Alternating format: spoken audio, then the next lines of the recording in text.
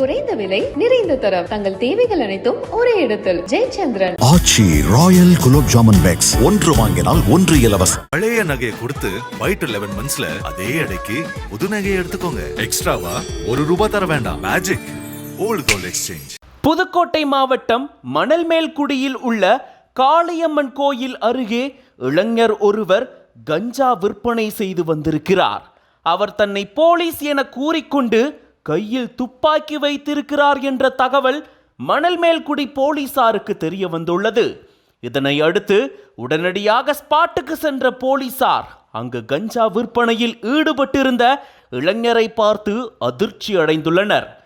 அந்த இளைஞர் அக்ரஹாரம் பகுதியில் பள்ளி மாணவர்களுக்கு டியூஷன் நடத்துவதால் பல போலீசாரின் குழந்தைகளும் அவரிடம் டியூஷன் படிக்கின்றனர்.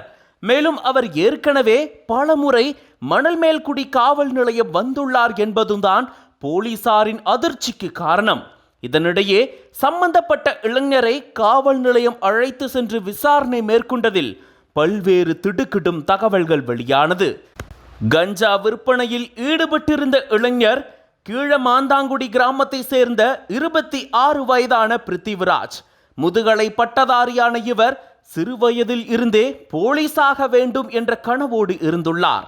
ஆனால் படிக்கும்போது சக நண்பர்களால் கஞ்சா பழக்கம் ஏற்பட அதன் பிறகு கஞ்சா போதைக்கு அடிமையாகி தனக்கு பயன்படுத்த கஞ்சா வாங்கியது போக வருமானத்திற்காக முழு நேரமாக கஞ்சா விற்பனையிலும் ஈடுபட தொடங்கியுள்ளார்.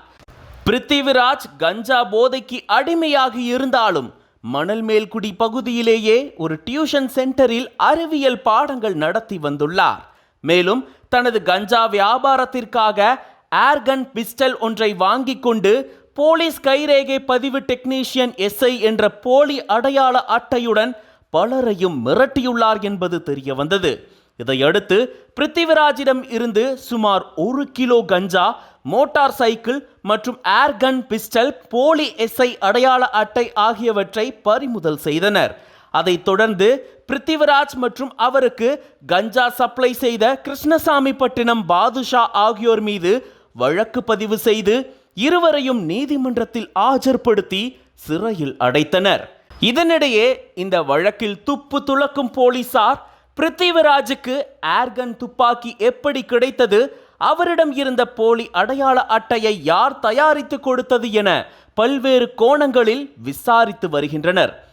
இது குறித்து கிராம மக்கள் சிலர் கூறும்போது, பிருத்திவிராஜ் ரொம்ப நல்லா படிச்சு ஊருக்குள்ள நல்ல பையனா இருந்தான். கொஞ்ச நாளா எனக்கு போலீஸ் SI வேலை கிடைச்சிருக்கு. கைரேகை பதிவு நிபுணரா வேலை கொடுத்து அடையாள அட்டையும் துப்பாக்கியும் கொடுத்துருக்காங்க. இன்னும் எந்த ஊர்ல வேலைன்னு ஆர்டர் வரல என்று சொல்லிட்டு இருந்தான். இவன் சொன்னதை ஊரே நம்பி பாராட்டுனாங்க. ஆனா இப்பதான் எல்லா விஷயமும் தெரியுது என ஆதங்கத்துடன் தெரிவித்தனர். மேலும் சிலர் கூறும்போது, இது போன்ற கஞ்சா வியாபாரிகள் பள்ளி மாணவர்களை குறிவைத்தே தங்கள் வியாபாரத்தை தொடங்குகிறார்கள். இவர்களால் மாணவர்களின் எதிர்காலம் முற்றிலுமாக சீரழிகிறது என வருத்தத்துடன் தெரிவித்தனர். போலி SI அடையாள அட்டையை வைத்துக்கொண்டு கை துப்பாக்கியுடன் இளைஞர் கஞ்சா விற்ற சம்பவம் புதுகையை பதற வைத்திருக்கிறது.